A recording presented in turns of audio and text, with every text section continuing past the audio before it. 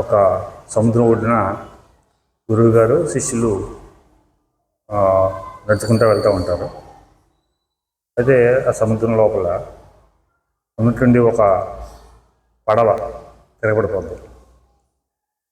దాంట్లో ఉన్న వాళ్ళందరూ కూడా మరణిస్తారు.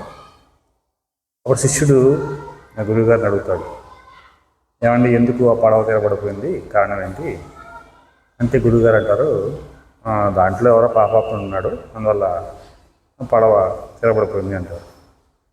శిష్యుడు అనుమానం వస్తుంది, ఇదేంటండి ఎవరో ఒక పాపాత్ముడో ఇద్దరో ఉంటే మొత్తం అందరూ మునిగిపోబెట్టి అన్యాయం కదా అంటే గురువుగారు ఏం మాట్లాడారు. వాళ్ళు నడుచుకుంటూ వెళ్తూ ఉంటారు.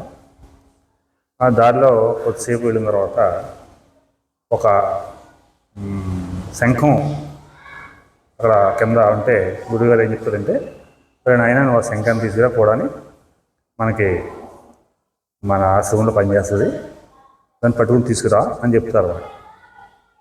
అంటే శిష్యుడు దాన్ని తీసుకుంటాడు, నడుస్తూ ఉంటారు. అయితే ఆ శంఖానికి కొన్ని చీమ ఉంటాయి అన్నమాట, చీమ పట్టేసినట్టు అది. అందులో కొన్ని చీమలు విని చేతులు కొడుతూ మొదలుపెడుతుంటాయి. గురువుగారు ముందు నడుతుండి నరక నడుస్తుంటాడు. ఆ చేతుల్ని వరుస పెట్టి కుట్టేస్తూ ఉంటే ఆ శిష్యుడికి కోపం వస్తుంది అన్నమాట. వెంటనే ఆ కోపంతో ఆ శంఖాన్ని నీటిలోకి విసిరేస్తాడు. గురువుగారు ఏమైనా శంఖ వేదయ్యా అని అడుగుతారు. నీటిలో పాడేశానండి.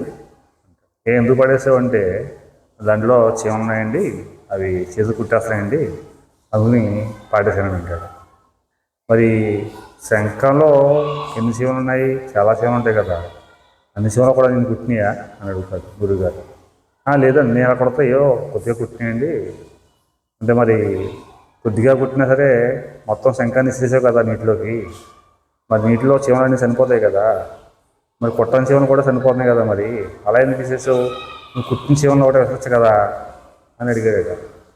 ఒక శిష్యుడికి అర్థమైందట, ఇందాక తనైన ప్రశ్నకి సమాధానం దొరికిందన్నమాట. అంటే ఇక్కడ గురువుగారు చెప్తారన్నమాట, ఎవరైనా సరే మనకుండే సావాసం అనేది మంచిగా ఉండాలి. మంచి వాళ్ళతో ఉన్నంతసేపు మనకి ఏ విధమైన ప్రమాదం కూడా జరగదు.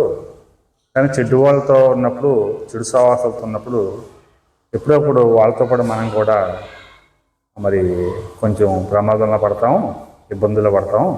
అందువల్ల సావాసం అనేది మంచి సావాసం అనేది ఉండాలి అని చెప్తారన్నమాట. అప్పుడు